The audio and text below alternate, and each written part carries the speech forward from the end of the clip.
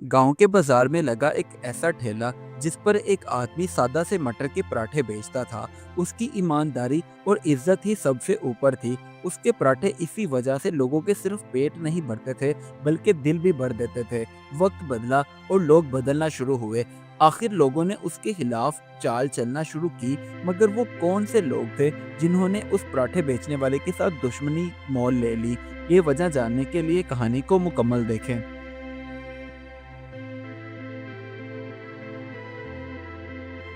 ये सर्दियों की एक खामोश सुबह थी। गांव की गली में हल्की सी धुंध छाई हुई थी। उसी गली के नुक्कड़ पर एक छोटा सा ठेला लगा था, जहां वसीम हर रोज मटर के पराठे बनाता था। कोई बड़ी दुकान नहीं थी, ना शोर, बस एक तवा, एक देगची और मेहनत से भरा हुआ वसीम का दिल। वसीम जब भी पराठों में लगाने के लिए मटर की स्टफिंग तैयार करता, तो वो बहुत ही ख्याल रखता, क्योंकि उसका उसूल था कि जो चीज़ खुद ना खा सको वो कभी मत बेचो। बस इसीलिए उसके पराठों में मटर कम नहीं बल्कि ज़्यादा होते थे। और लोग भी कहते थे कि वसीम के पराठों में मटर नहीं बल्कि उसकी नीयत शामिल है।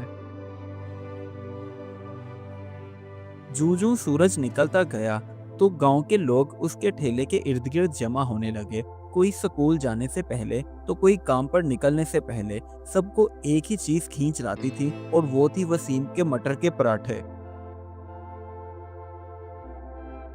इसी तरह एक दिन एक ग्राहक ने वसीम के साथ मजाक किया कि आज पराठों में मटर कम लग रहे हैं। तो वसीम मुस्कुराया और फौरन से पहले उसने दूसरा पराठा बनाकर ग्राहक को दिया और कहने लगा, ये लो भाई, तुम्हारी शिकायत खत्म हो गई।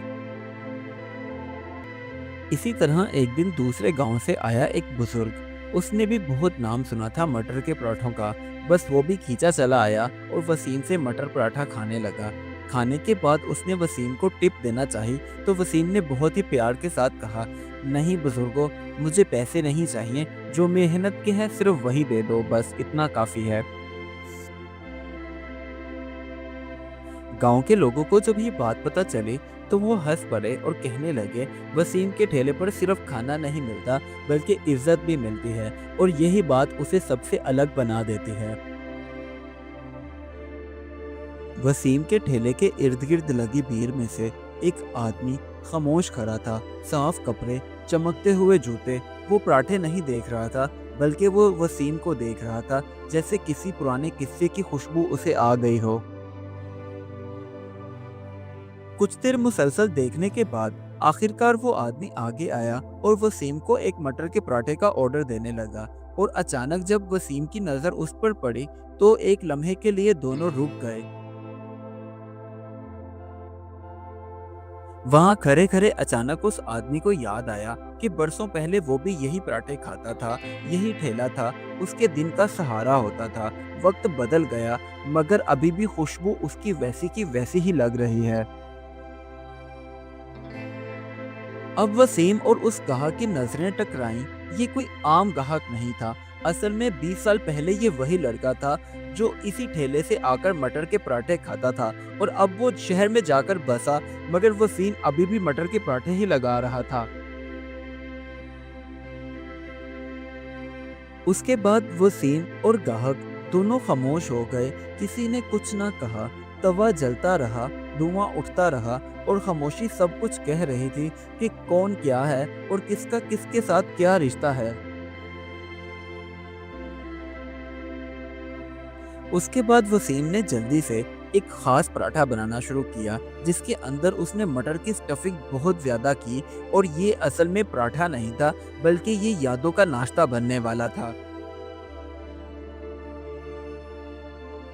पराठा तैयार हो जाने के बाद जब वसीम के ग्राहक ने पहला निवाला खाया, तो उसकी आंखें नम हो गई। वो अपने गुजरे हुए वक्त को याद करते हुए कहने लगा, वाह, क्या बात है, वही जायका है आज भी। इसके सिवा वो कुछ और ना कह सका। रात को जब वसीम घर पहुंचा, तो उसके दरवाजे पर वही पुराना ग्राहक आया और कहने लगा, मेरी बात सुनो वसीम, तुम्हारे हाथ में जादू है। अगर तुम चाहो तो मैं तुम्हें तुम्हारा कारोबार बड़ा करने में मदद कर सकता हूँ। तो वसीम मुस्कुराया और कहने लगा, मुझे बड़े कारोबार की जरूरत नहीं, मेरा दिल बड़ा है, यही काफी है। सुबह के वक्त जब गांव के लोगों को ये बात पता चली तो वो आपस में बात करते हुए कहने लगे, वाकई भाई, असल कामयाबी वही होती है जो खुद के बलबूते पर हासिल की जा सके, ना कि दूसरों के कंधों का सहारा लेकर हासिल की जाए। अगले दिन जब शाम का वक्त हुआ तो ठेला उसका वैसे का वैसा ही था। ना उस पर कोई साइन बोर्ड लगा, ना कोई उसका रवैया बदला, बल्कि वसीम की इज्जत गांव वालों की नजरों में मजीद बढ़ गई।